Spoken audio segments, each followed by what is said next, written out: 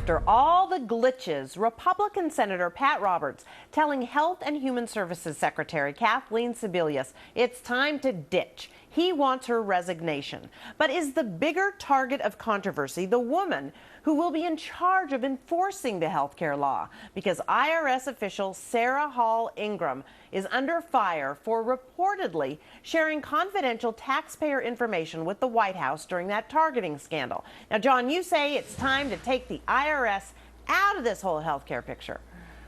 Yeah, absolutely. Get rid of all of them. Does this surprise anybody that the IRS is being used as a political weapon by the Obama administration? Look, the Obama administration is only the latest administration because they're the ones currently in power. The IRS has been used as a political weapon since J. Edgar Hoover. They have been, look at what they've done this year, the targeting of certain conservative groups and now sharing confidential information. This is only what we're finding out. That they have been, look, you ask anybody, does the IRS target people because of political affiliations? And they will tell you yes. You want to put them in charge of Obamacare? That is a horrible idea. Get rid of all these people and get them out of Obamacare. Sasha, do you agree? You know, John, if you ask anybody if they think that it's political, then I think that there are a lot of people who would say that it weren't. Maybe not Republicans or independents, and I'm sorry, I did not mean to insult you before.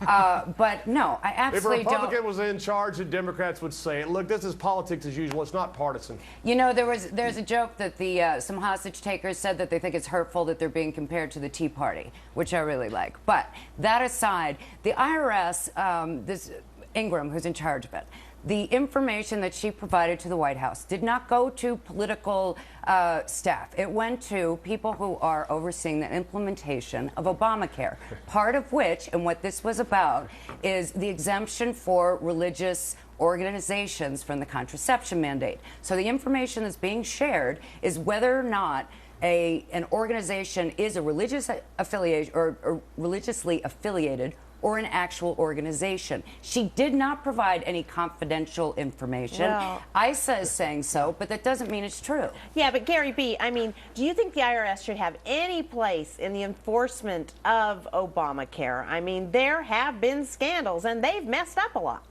Well, I agree with you, Brenda, and here's the problem. John points out the IRS has been used by both sides for quite a long time. I think the problem is with the way that this administration is enforcing Obamacare. We've already seen the tone and the vindictiveness, quite honestly, with what we did with the national parks. I mean, closing parks that ran on private money, closing parks where there was not been a National Park Service person around for years. I mean, it was horrible and vindictive in order to get their way. Look, the IRS is a scary organization, whether that's all bluster or whether it's in reality. People are scared of the IRS. So you're kind of coming in with an SS kind of organization to enforce this. I think it's going to be scary for a lot of people. I think it's going to be vindictive for a lot of people. So this administration makes sure that they are, quote unquote, right. But Jonas, you think there are worse alternatives, right? Yeah, and first of all, let's just say we're a few days away from the extension deadline, October 15th, for your tax return. If you think I'm going to say anything bad about the IRS right now. You're the only one who's not going to get audited, Jonas. You've been very They're not on the that SS. side. They're hardworking, good government servants. Now, yeah, it's not ideal. Okay, great. But you know what? Look at how else is the federal government going to enforce this? You want the DEA? We can fly a drone strike over you? How about the ATF, the SEC, the FBI? Who's left? Who's better than the IRS to enforce it? I will say, if it was my ball to play, I would have said you're not eligible for Medicare till 70 if you don't get insurance and get the IRS out of it. But the second best choice would probably be the IRS. So, yay, IRS, October 15th. Look for me. I love you. I don't know, Larry. Maybe nobody should be in charge of enforcing it. Yeah, Maybe Brenda, that's the answer. only group.